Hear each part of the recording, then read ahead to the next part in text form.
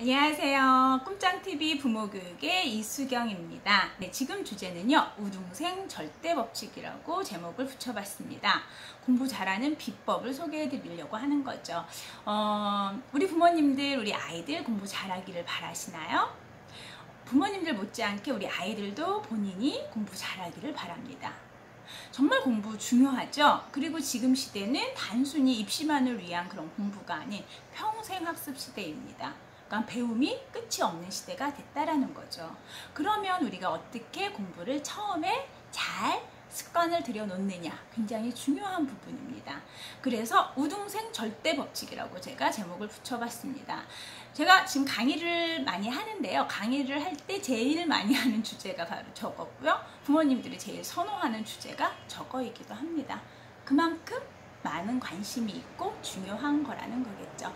그래서 제가 이 부분을 한번 영상을 하는데 아마 이게 짧게 진행될 것 같지는 않아요. 그렇지만 한번 말씀을 좀 드려보도록 하겠습니다. 제가 어떤 부모님들, 그러니까 엄마들한테 몇 분의 엄마들, 아니면 많은 분들의 엄마들일 수도 있어요. 학원에서 공부를 하고 학교는 친구 만나는 곳이다 라는 말을 하더라고요. 참 기가 막힌 말인 것 같아요. 이게 과연 우리 부모님들의 생각이 옳은 것인가, 이렇게 생각하시는 거를 방관해야 되는가, 제가 너무나 속상하더라는 거죠. 어떻게 학교는 친구 만나는 곳, 놀러 다니는 곳이고 학원에서 공부를 한다라고 말을 할 수 있는지. 그래서 지금 짧게나마 학교와 학원에 대한 차이점을 좀 말씀드리도록 할게요. 장단점, 뭐 차이점. 네, 저는 지금 여기 제 사무실이 여기 지금 대치동에 있습니다. 네, 여기서 연구소를 운영하고 있는데요. 여기 뭐 대치동은 뭐 강남의 뭐 파락군 중심에도 당연히 있지만 사교육의 1번지죠. 예, 정말 제가 주변에 봐도 진짜 너무 많아요, 학원이.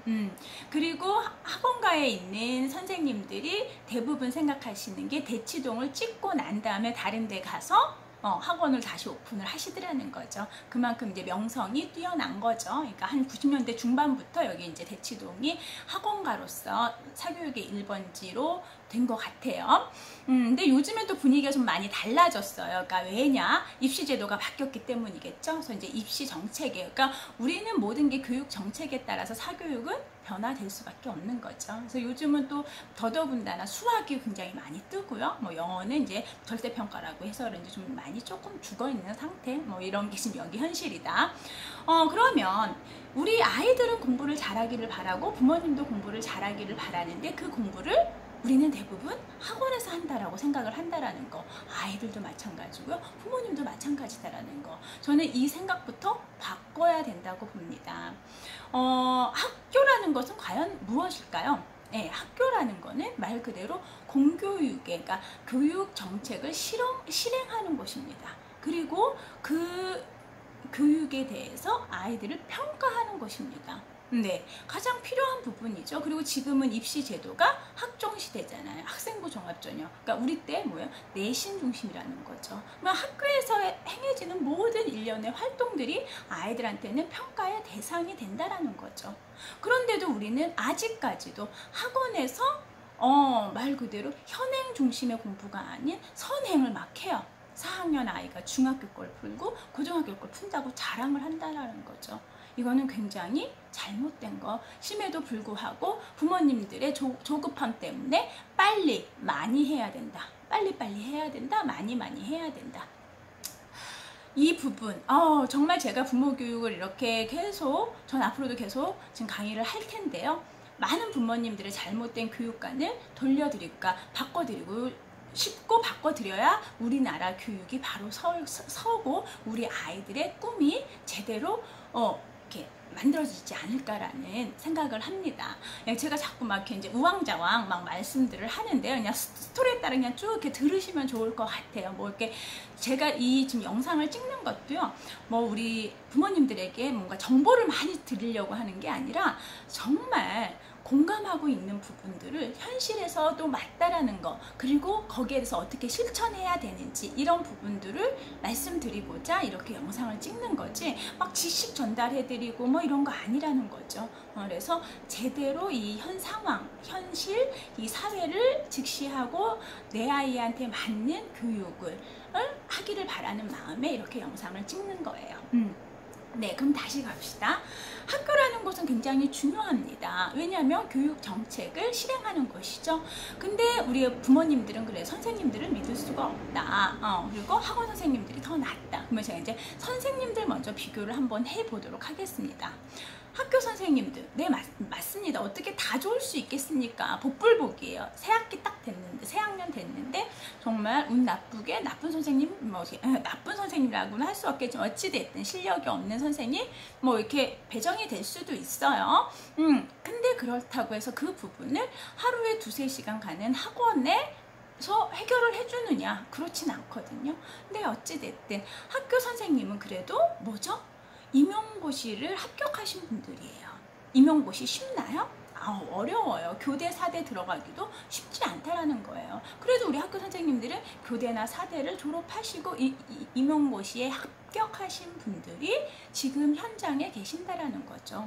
그리고 또 그뿐인가요? 지금 현재 교육정책이 어때요? 수시로 바뀌고 있어요. 아주 수시로 바뀌고 있다라는 거죠. 수시로 바뀌는데 우리 학교 선생님들은 뭐예요? 국가 점수 받아야 되고 말 그대로 교원 연수 계속 하셔야 돼요. 저도 우리 선생님들 강의 몇 번 계속 하고 있거든요.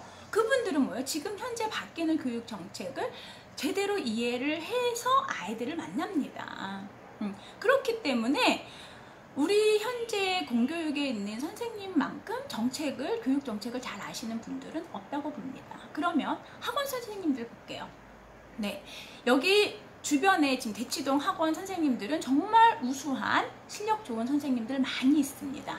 네, 그런 분들은 또 여기 대치동의 학원, 그러니까 대치동에서 찍어야만 외곽에 나가서도 이름을 이렇게 명성을 뭐 대치동에서 왔다 이러면서 항상 뭐 그런 거를 이제 광고를 하더라는 거죠. 그러니까 그만큼 이제 대치동은 어느 정도 실력이 있는 강사들이 많이 있다. 그러다 보면은요, 정말 이렇게 오후 한 3~4시간 뭐 여기 차가 다 막히거든요. 그러니까 뭐 외지에서 다들 오시는 분들이 어마어마하다라는 거예요. 그래요, 오케이. 그러면 대치동은 선생님들의 질이 좋다. 근데 이 많은 학원들의 선생님들의 질이 다 좋을까요? 그것도 저는 믿을 수가 없습니다. 그러면 학원 선생님들 어떻게 뽑나 한번 잘 보세요. 내 주변에 있는 학원, 뭐 다들 그러니까 교과목의 학원이 됐든 전과목의 학원이 됐든 그 선생님들 원장님들이 어떻게 되셨고, 그다음에 거기 강사들을 어떻게 모집하나. 어떻게 모집하죠? 보통 뭐 잡코리아, 어디는 막 벼룩시장, 뭐 교차로 이런 무가지 신문에도 막 나오고요. 그냥 온라인에 그냥 구인 사이트를 통해서 사람이 모집이 됩니다. 검증이 크게 없어요. 뭐 말 그대로 이력서에 뭐 이런 것들을 몇 줄은 알 수 있지만 그걸 가지고 지금 현재 뭐 그분의 실력 이런 거, 그리고 지금 현행의 뭐 교육 과정이 어떤지 이런 거 면접 때 하는 원장님들도 거의 없고요. 그리고 가장 중요한 거는 교과서가 굉장히 중요함에도 불구하고 그런 학원들은 어떻게 하죠? 학교에서 운영되고 있는 교과서를 아이들에게 직접 다뤄주는 게 아니라 자기네 학원의 문제집, 교재, 그러니까 이렇게 만약에 프랜차이즈면 그 프랜차이즈에서 운영하고 있는 프로그램, 교재들을 중심으로 합니다. 그걸 가지고 진도를 뺀다고 얘기를 하죠. 이거는 굉장히 큰 모순이라는 거죠. 교과서를 이미 다 다루고 난 다음에 그 부분이 충분히 이해가 되고 난 다음에 문제집을 풀고 다른 그러한 교재를 활용하는 거는 물론 인정합니다.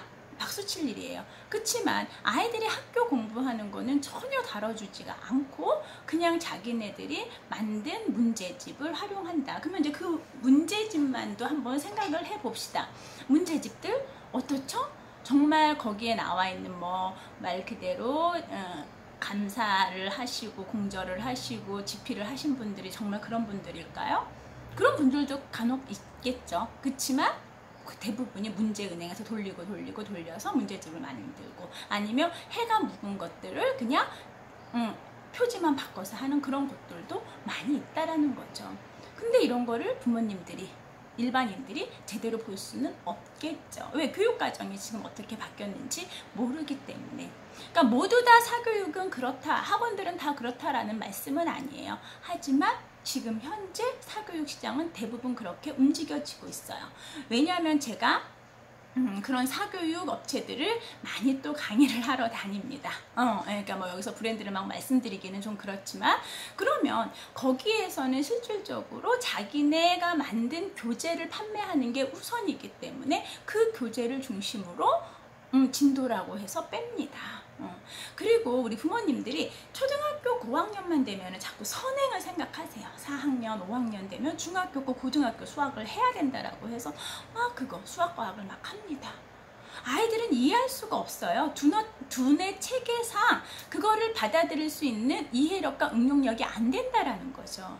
우리가 어찌됐든 교과서는요, 우리 아이들 나이에 맞는 두뇌 발달 기준에 의해서 만들어진 교과서예요.